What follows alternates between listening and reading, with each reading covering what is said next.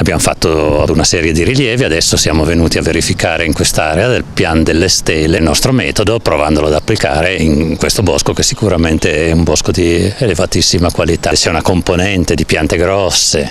di piante morte in piedi, di piante spezzate a terra che stanno marcendo e creano substrato per varie forme di vita che si nutrono di legno morto, perché il bosco è molto ben articolato da un punto di vista strutturale, con piante disposte su più strati di altezza, sia sopra i 20 metri sia dai 20 metri fino allo strato erbaceo e quello dei muschi, muscinale. Elevata qualità perché c'è una morfologia estremamente varia dal punto di vista della presenza di sassi, buchi, doline, grotte. L'unico, limite di questo bosco si riscontra nel fatto che la diversità della vegetazione bassa nello strato che può essere raggiunto dai cervi è molto diminuita da un'elevata attività di brucatura, perché i cervi sono in numero veramente molto elevato. La qualità di questo bosco dipende anche dal fatto che questa riserva è dal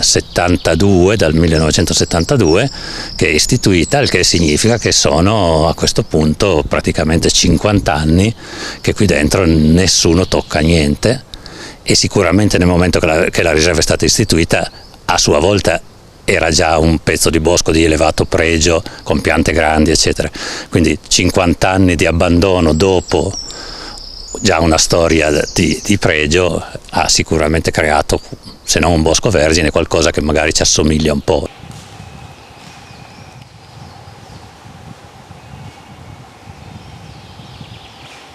Nell'ambito del progetto abbiamo deciso di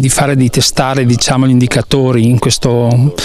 bosco. Gli altri li abbiamo testati tutti nell'ambito di boschi misti di abbieteti l'anno scorso, e poi quest'anno negli altri indicatori. Qui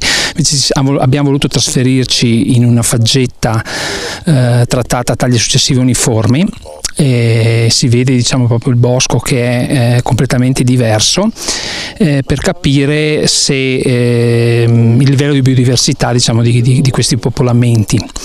Abbiamo già fatto stamattina appunto 3 aree di saggio, abbiamo già notato sostanzialmente come ci siano effettivamente dei parametri probabilmente più bassi rispetto ai boschi misti di abete bianco, abete rosso e faggio, proprio perché mancano le conifere in questo caso, quindi abbiamo una minore diversità nella composizione, abbiamo quasi solo faggio e non abbiamo abete bianco, abete rosso, o solamente in maniera sporadica.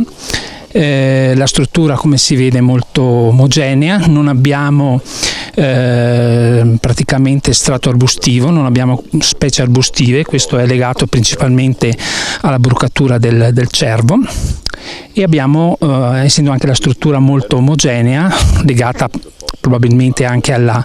sicuramente al trattamento che viene qui applicato, non abbiamo piante di grandi dimensioni, abbiamo trovato solamente un faggio grosso. I rilievi che solitamente facciamo nelle diverse particelle vengono preparati a tavolino prima di uscire. In questo caso li abbiamo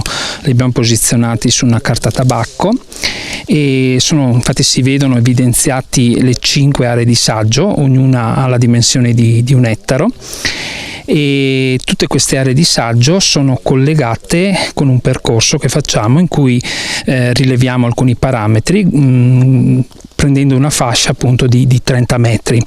Quindi facendo questo percorso, che è stato calcolato lungo circa 1,6 km per 30 metri, viene fuori un rilievo di circa 5 ettari, e sarebbe circa il 20% della superficie della particella, che è di 26 ettari.